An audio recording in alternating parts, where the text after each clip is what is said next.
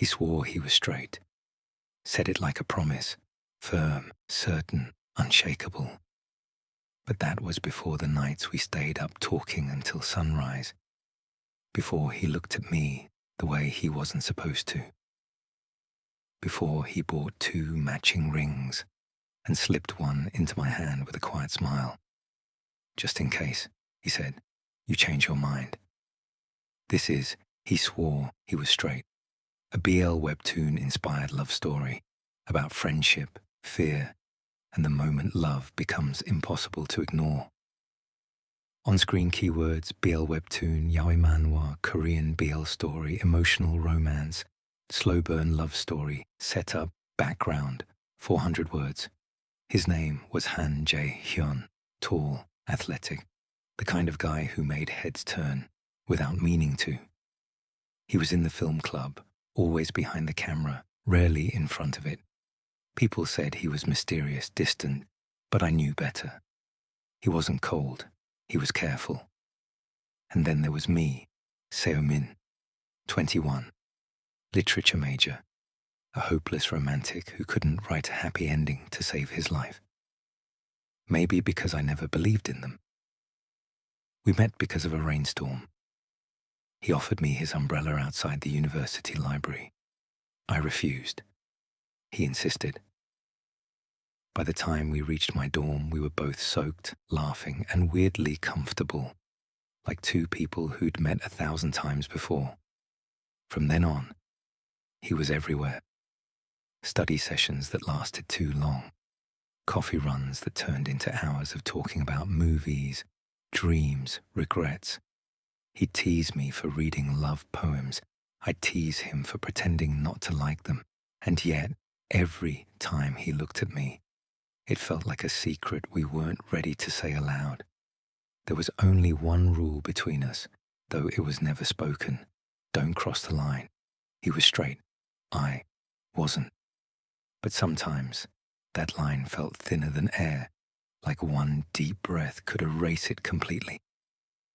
On-screen keywords: yaoi romance story, slow burn BL, best friends to lovers, Korean BL narrative. Conflict, main story, 700 words. The first time I noticed something change was during exam week. We'd been studying together in his dorm, books scattered, coffee cups cold. I was half asleep when he said quietly, "You ever wonder if people are meant to meet for a reason?" I looked up. His eyes were on me. Something unreadable flickered there. Something warm, scared, hopeful. Then he laughed it off. "Forget it. I'm just tired." But it didn't feel like a joke. After that, the distance between us started to blur. Not all at once, not in some dramatic way, but slowly, like fog creeping across a quiet field at dawn. It was in the little things, the moments so ordinary they should have meant nothing. But somehow, they began to mean everything. He'd reach for my notebook and his hand would brush mine. Never an accident, though he pretended it was. I'd feel the warmth of his skin linger long after he pulled away, like a ghost of something unspoken.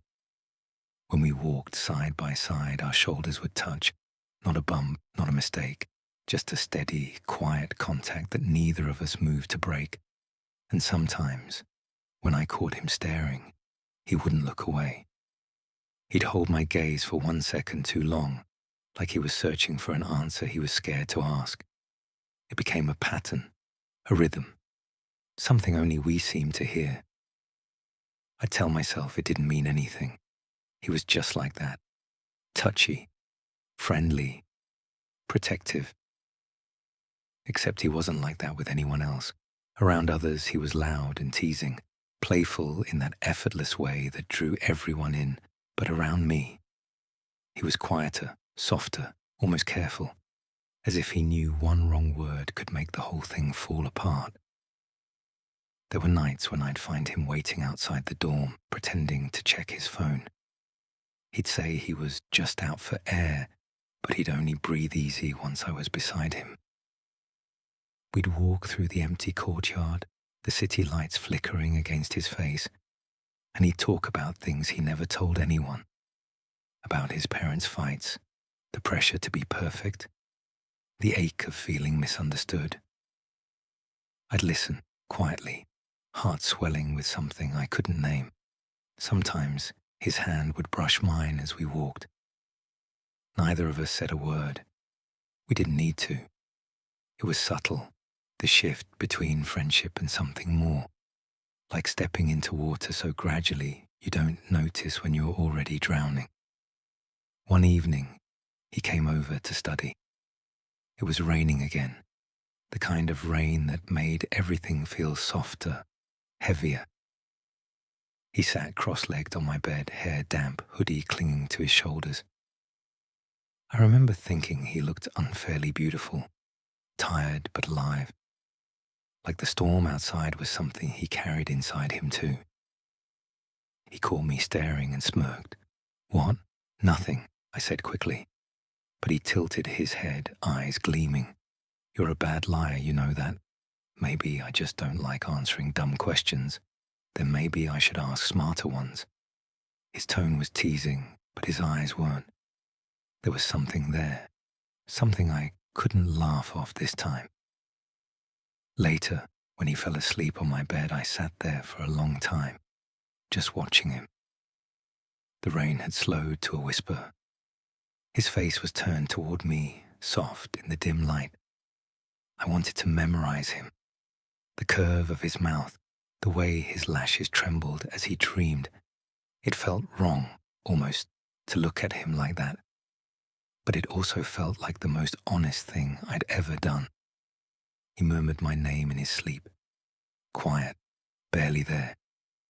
And I knew, no matter how hard I tried to bury it, that I was already too far gone. Days turned into weeks, and the tension only grew. He'd find excuses to see me, small ones that didn't make sense. "Hey, I forgot my charger in your room. You want to grab dinner? I already ordered too much. Help me pick something to wear. I have zero fashion sense." It was never about the charger, the food, or the clothes. It was about being close, about finding reasons to linger in a space that didn't need words to feel full. And yet, neither of us said anything real. We danced around the truth like it was a cliff, beautiful, dangerous, and one step away from disaster. Sometimes I'd wonder if he knew, if he could tell that my chest tightened every time he smiled at me, if he noticed that I avoided looking at his mouth when he laughed, if he realized that every second of silence between us felt like a secret waiting to be broken. Then came the night of the festival. Lanterns lined the campus walkway, hundreds of them, floating in soft rows of gold and white. The air smelled of roasted chestnuts, sweet syrup, and the faint spark of fireworks that hadn't yet begun. Laughter spilled from every corner, students running between stalls, music echoing faintly through the evening haze. It was the kind of night that felt too alive to belong to reality, too bright for something as complicated as what we were becoming. I wasn't even planning to go. Crowds weren't my thing, and lately, being around him had started to feel like walking on a tightrope. Too easy to fall, too hard to step away. But when he texted, "You better be here," followed by a photo of his ridiculous cotton candy smile, I couldn't say no. So I went. And of course, I found him before he found me. He was standing near the food stalls, light from the paper lanterns painting his hair gold. A few girls nearby were whispering, laughing too softly to be casual. He didn't notice them. He was holding 2 skewers of tteokbokki, steam rising in little curls. "You look like you haven't eaten all day," he said, walking over, handing me one. "Thanks, Mom," I teased. "Shut up," he laughed. But his ears went pink. It was such a small thing, his blush, that familiar laugh. But my heart reacted like it always did. Quick, uninvited, traitorous. We found a spot near the edge of the quad where the crowd thinned and the music softened into something distant. I sat down on the grass, feeling the cool night dampen my jeans. He sat beside me, close enough that our knees brushed when he shifted. We ate in silence for a while, watching other students release small lanterns into the air. Each one floated upward slowly, carrying someone's wish toward the stars. "What would you wish for?" I asked, half teasing, half curious. He looked up, pretending to think. $1 billion and a lifetime supply of tteokbokki. I nudged him. "Be serious." He leaned back on his hands, eyes flicking toward the sky. Maybe. For things to stay the same. That made me turn to him. The same. Yeah. His tone was softer now. No big changes, no goodbyes, just this. I didn't know what to say to that because, as much as I wanted the same, I also knew we couldn't stay like this forever. Not when the air between us was thick with everything we refused to say. A group of students nearby lit sparklers, laughter bubbling like champagne. He watched them, a small smile tugging at his lips. "You ever notice," he murmured, "how fireworks look different depending on who you're with?" I raised a brow. "That's not a thing." "It is," he insisted, chuckling. "When I came last year with the guys, it was just noise and smoke. But now," he turned to me, eyes catching the glow of the lanterns, "it's kind of nice." The way he said it made my chest tighten. Kind of nice. That was him. Never too much, never too little. Always saying just enough to leave me wondering if he meant more. We stayed like that, half watching, half listening to the night. At one point, the music shifted, an acoustic version of a love song that had been playing everywhere lately. He hummed along under his breath, slightly off key. I laughed quietly. "You're terrible." "Hey, that's the sound of passion. More like pain," I teased. He grinned, bumping his shoulder into mine. It was nothing, just a friendly gesture. But my skin burned where we touched. The sky exploded above us then, fireworks bursting into color, lighting his face in shades of red and gold. For a second, I wasn't looking at the fireworks at all. I was looking at him. He turned, catching me mid-stare. "Beautiful," I whispered before I could stop myself. "Yeah," he said softly, not looking away. "Beautiful." I froze. He wasn't talking about the sky. The crowd cheered as more fireworks went off. It gave me an excuse to look away, to laugh like nothing had just happened. He didn't push it. He just smiled, leaning back again, pretending to be focused on the show. But I could feel him glance at me every few seconds, like he was trying to memorize something he wasn't ready to admit.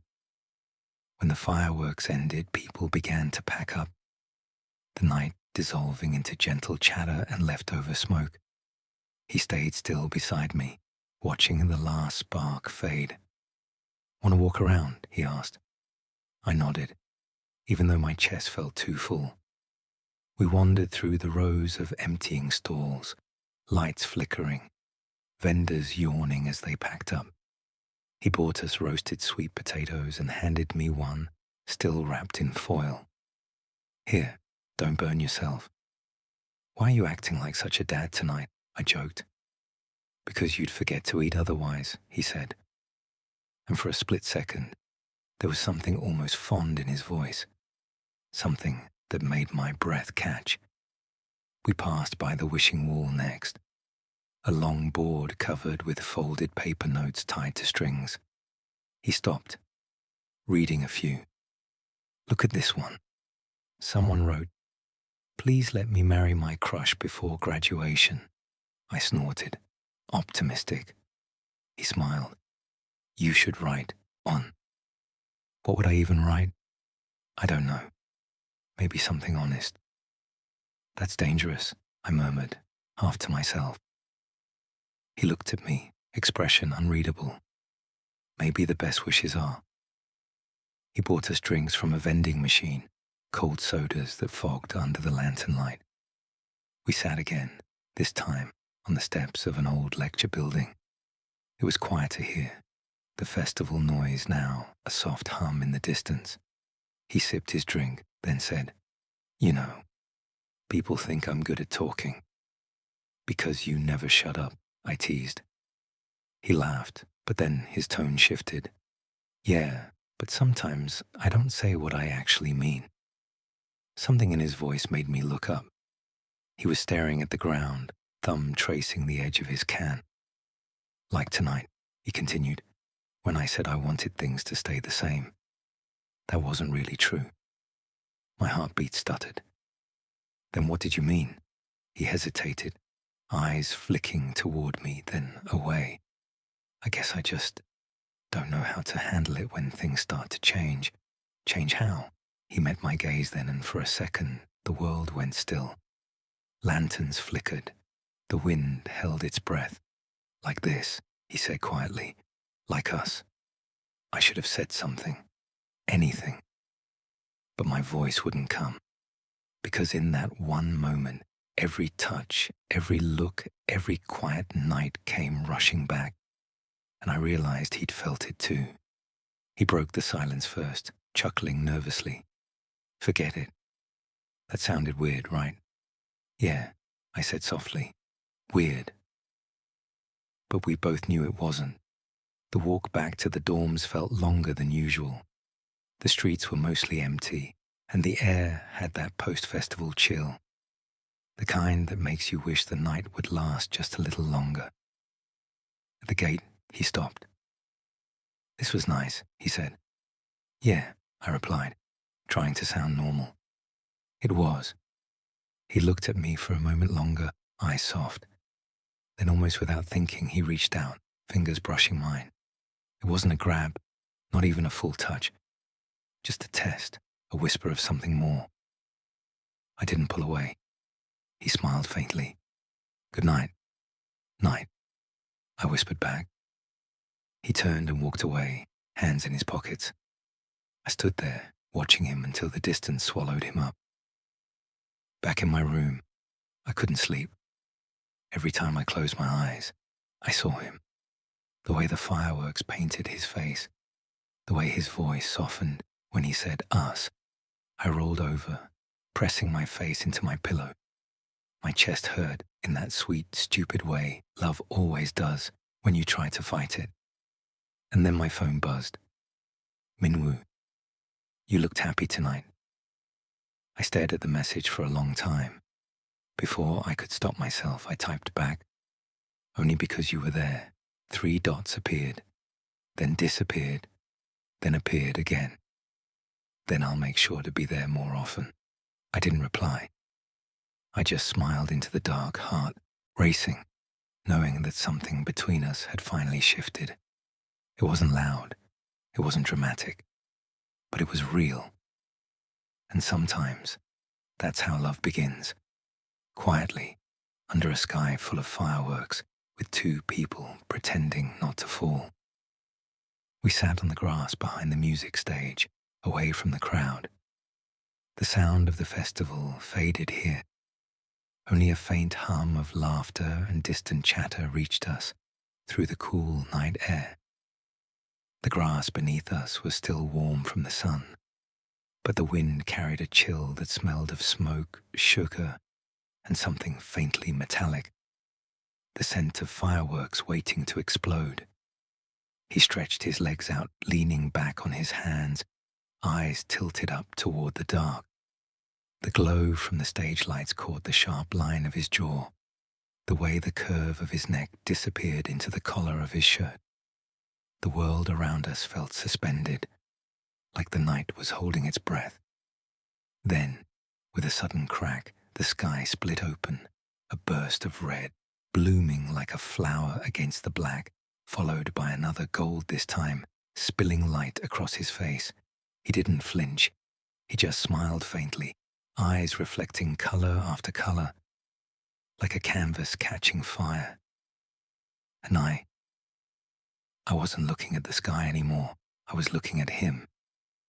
Beautiful, I whispered before I even realized the word had escaped.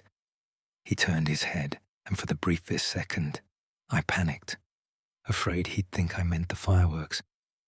But then his eyes met mine, and something in them softened, like he understood. Yeah, he said quietly, beautiful. Except he wasn't looking at the sky either. It was one of those moments that shouldn't have lasted. Too fragile, too dangerous. But it did. The silence stretched, filled only by the echo of fireworks, by the quiet rhythm of my heart beating out of sync. He looked away first, chuckling lightly as if to diffuse the weight of it. You always get like this during fireworks, he said, all quiet and dreamy. I do not. You do, he teased. It's like you're watching something only you can see. Maybe I am. He raised an eyebrow, smiling. Oh? Care to share with the class? I didn't answer. Because what I saw wasn't the sky. It was him. The way his eyes flickered when the light hit them. The way the edges of his hair glowed faintly gold. The way his lips curved like he was hiding something. A secret or a feeling he hadn't decided to name. Instead, I said, You're just jealous I look better in firelight. He snorted. Please, I make the fire jealous. That made me laugh, that soft, real kind of laugh. It that only came when it was the two of us. He grinned, satisfied, and turned his attention back to the sky. But I didn't. Not yet. The fireworks came faster now, gold raining down like sparks from heaven, blue bursts rippling across the clouds. The crowd in the distance cheered, their voices echoing faintly. Here, though behind the stage, it felt like another world. Private, untouched, hidden between the lights and the shadows. He was close enough that our shoulders brushed when he shifted. The warmth of his skin bled through the thin fabric of my sleeve, a soft reminder that he was real, that this wasn't some dream stitched together by wishful thinking. You ever think about how small we look from up there? He asked suddenly. From where? The sky, he said, pointing lazily upward. Like, when the fireworks explode, we probably look like dots. Just a bunch of tiny people staring up at something that disappears in seconds. That's kind of depressing, I said. He smiled faintly. Maybe, but also kind of beautiful. How's that beautiful? He shrugged. Because even though we know it's going to fade, we still watch. Still wait for the next one. Maybe that's what people do. Keep looking for things that burn bright, even if they don't last. I turned toward him, trying to read the expression behind those words, the faint melancholy in his tone. Are we talking about fireworks? I asked quietly. He hesitated, then smiled, too quickly, too casually. Sure, fireworks. Another explosion lit the sky, this time white and violet spilling over both of us. He leaned back further, lying flat on the grass, one hand under his head. Come on, he said, patting the spot beside him. You can't watch fireworks sitting up. That's like reading a book sideways. I rolled my eyes but lay down anyway. The world tilted, the stars spinning above us, the sound of fireworks echoing against my chest. For a moment, I let myself breathe it all in. The warmth beside me, the rhythm of his breath, the faint brush of his sleeve against my arm. I didn't mean for my hand to move closer. It just did. A small, accidental shift in the grass. And then his fingers brushed mine. Not by mistake. Neither of us looked down. The fireworks went off again. Red, gold, blue, each burst loud enough to shake the air. And still, our hands stayed there. Close enough to feel the tremor of the other's heartbeat. Far enough that we could pretend it was nothing.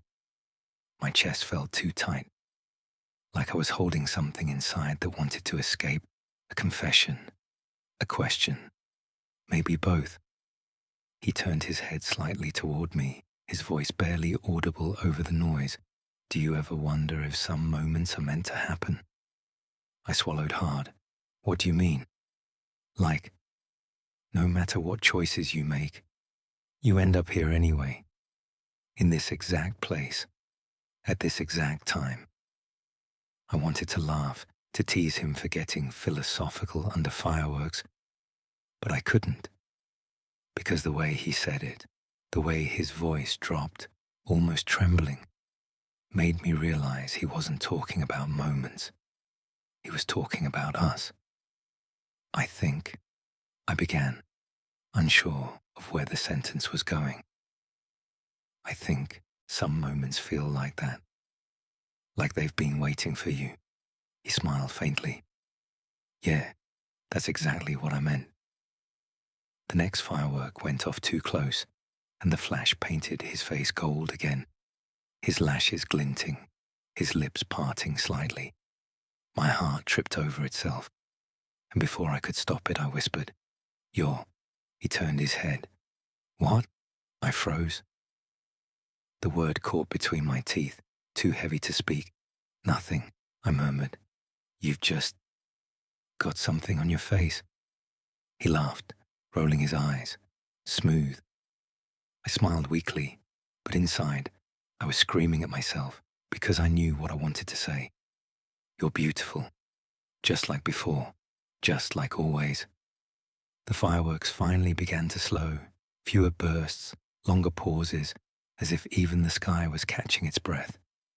The night was darker now, quieter. He sat up, pulling his knees close, watching the last sparks fade. "You ever wish you could freeze time?" he asked softly.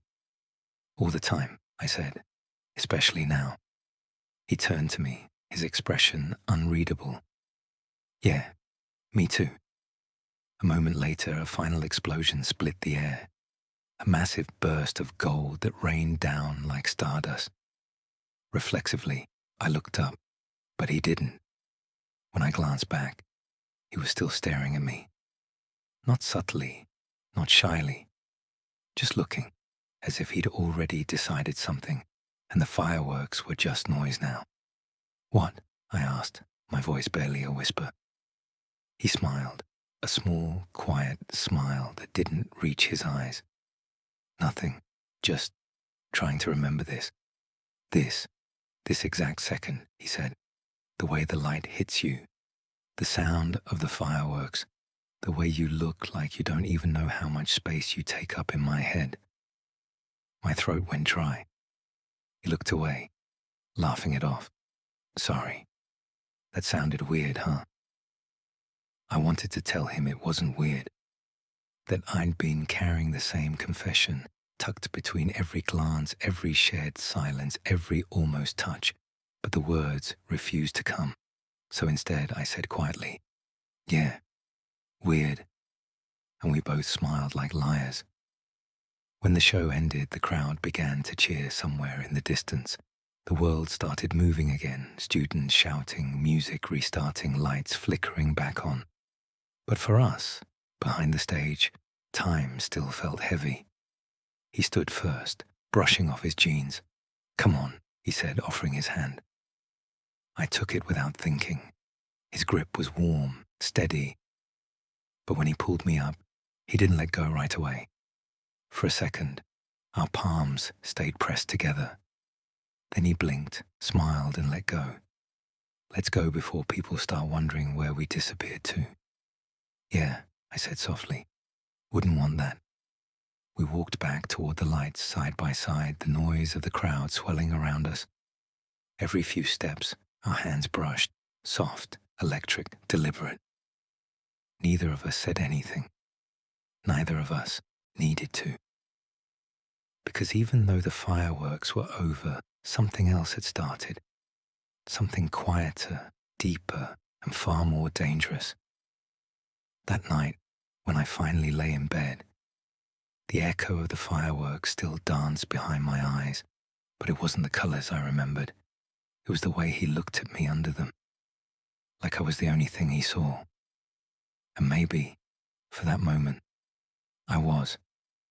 For a moment, I forgot how to breathe. After that, the little things started to hurt. The way he called me buddy, with that soft, familiar tone. The way he'd ruffle my hair after saying something kind, like affection was a joke between us. The way he'd look at me sometimes, like he wanted to say something but didn't trust himself to. I started avoiding him, pretending to be busy, skipping hangouts. But every time I tried to pull away, he'd find me. He always found me. "What's wrong?" he asked one evening. "Nothing." He sighed. "You've been saying nothing a lot lately." When I didn't answer, he stepped closer, too close. His voice softened. "Did I do something?" I shook my head, staring at the floor. "That's the problem, Jay. You didn't do anything." He frowned. "Then what?" "Exactly," I said, cutting him off. "You don't even realize it." He looked confused, and I hated myself for wanting to tell him everything. How much I liked him, how much it hurt, how much I wanted to stop pretending. But instead, I said the only thing that felt safe. "I just need some space." For a week, we barely spoke. It was torture. Everywhere I went, I felt the emptiness he left behind, the missing laugh, the quiet text that no longer came, the sound of his voice echoing in places that used to feel warm. Then one night, I found him waiting outside my dorm again, same spot, same restless energy. He looked tired, eyes shadowed, hands in his pockets. "You said you needed space," he murmured, "but it feels like you disappeared." "I thought that's what you wanted." He shook his head. "You think I'd ever want that?" The silence between us stretched, heavy, electric. Then he stepped closer, so close I could feel his breath. "You've been avoiding me," he said quietly. "Why?" "Because I'm trying to stop feeling something I shouldn't." He froze. The air thickened. His jaw tightened. "You mean?" "Yes." I met his eyes. "That." For a long moment he didn't say anything. Then slowly, he whispered, "What if I don't want you to stop?" The words hit like a storm, sudden, unstoppable. I stared at him, unable to believe it. "You don't know what you're saying." "Maybe I don't," he admitted. "But I know how I feel when I'm with you, and I know it's not wrong." He reached out, fingers brushing mine. It was barely a touch, but it felt like everything. "Tell me I'm imagining this," he said softly. "Tell me I'm crazy, and I'll stop." I couldn't, because he wasn't. So I stayed quiet. And in that silence, everything we'd been denying came undone. After that night, nothing was the same. We didn't confess. We didn't label it. But every glance, every touch, every heartbeat between us said what words couldn't. He'd still tease me, still act like everything was normal. But when no one was watching, his hand would find mine. When we passed in the hallway, his eyes would linger. When I smiled, he'd smile back, that small, secret curve of his lips that belonged only to me. And I realized something. Maybe love doesn't always begin with words. Sometimes it starts with silence and the courage to stay there, even when you don't know where it will lead. One night, I asked him why he never dated anyone. He shrugged. "No one feels right." Then, almost too softly to hear, "Except you." My heart stopped. But before I could say anything, he added, "I mean, like a friend, you're easy to be around." Whisper tone. I smiled like it didn't hurt. He smiled like he hadn't just said something impossible. It got harder to pretend after that. He'd get jealous when I talked to other guys, frowning, then pretending not to care. He'd walk me home even when he didn't have to. And once, during a movie night, he fell asleep on my shoulder. I should have moved, I didn't. His breathing was steady. His fingers twitched near mine, like he wanted to hold on. And I realized then, maybe I wasn't imagining this. Maybe we were both pretending to be something we weren't ready to say. But reality doesn't like to stay quiet. A week later, a girl from another department confessed to him. I saw it happen, the way she smiled, the way he froze. He turned her down gently. When I asked why, he said, I don't want to lead anyone on. Because of someone else? I asked. He didn't answer. He didn't have to. That night, I couldn't sleep. And when I finally did, I dreamt of his voice, low, unsteady, whispering my name. It happened on his birthday. I bought him a leather bracelet, simple, understated. When I gave it to him, he smiled. You remembered? Then he reached into his pocket and pulled out a small box. Got something for you too, he said. Inside were 2 silver rings, plain, no engraving, just matching. Why? I asked, my voice barely steady. He looked at me, really looked, softly. Just in case you change your mind. My chest ached. About what? He smiled, almost shy. About us. The room was quiet. Too quiet. I wanted to say something, anything. But the words wouldn't come, so he did what he always did when words failed him. He acted. He slipped the ring onto my finger. His hand was trembling. I don't know what this is, he whispered, but I know it's real. And in that moment, I stopped trying to define it. I just let it be. Our first kiss wasn't perfect. It wasn't planned. It was soft, hesitant, like a question neither of us knew the answer to. But it was enough to change everything. On-screen keywords: first kiss BL scene, emotional confession, BL manhwa adaptation, romantic twist. We didn't start dating right away. We didn't tell anyone.